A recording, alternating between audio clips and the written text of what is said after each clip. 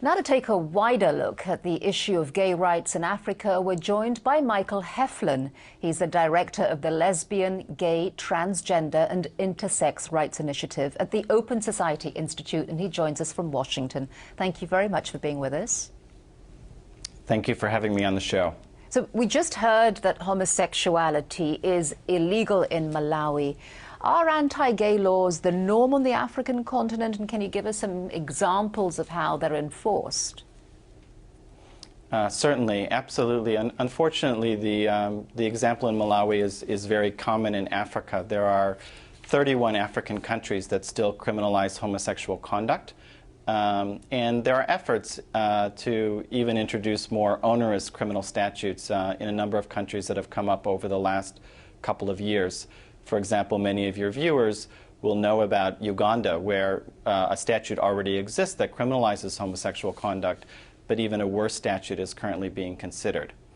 It's also important to know that there are also, though, some positive examples. South Africa was the first country in the world to prohibit discrimination on the basis of sexual orientation in its constitution.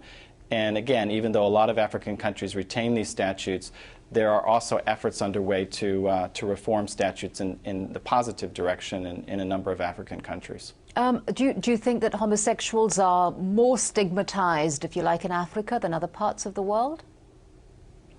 Well, I think in Africa, again, one of the positive things that we've seen happen is really the emergence of lesbian and gay movement throughout the entire continent, so that in every sub-region of the continent, and actually almost in every single country, there are now active gay and lesbian organizations working on a local level to raise the visibility of discrimination against gay and lesbian people.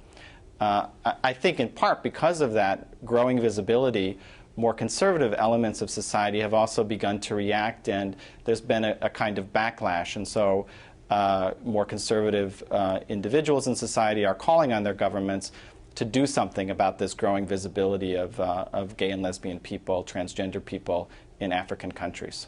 Do you think that there's been much of an outcry from civil society and human rights groups about this situation? There has been a reaction from civil society.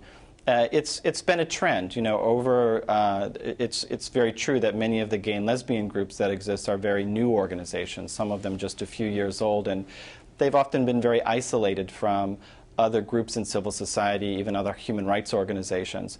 But we do see a growing trend where human rights organizations globally and also on the regional level in Africa are becoming more engaged with gay and lesbian rights issues.